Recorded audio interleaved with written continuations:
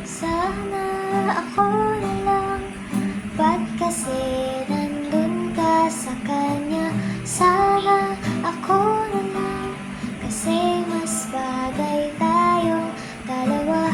Bakit pa ako umahasa, kahit alam ko naman na meron ka ng iba, at masaya ka naman sa piling niya.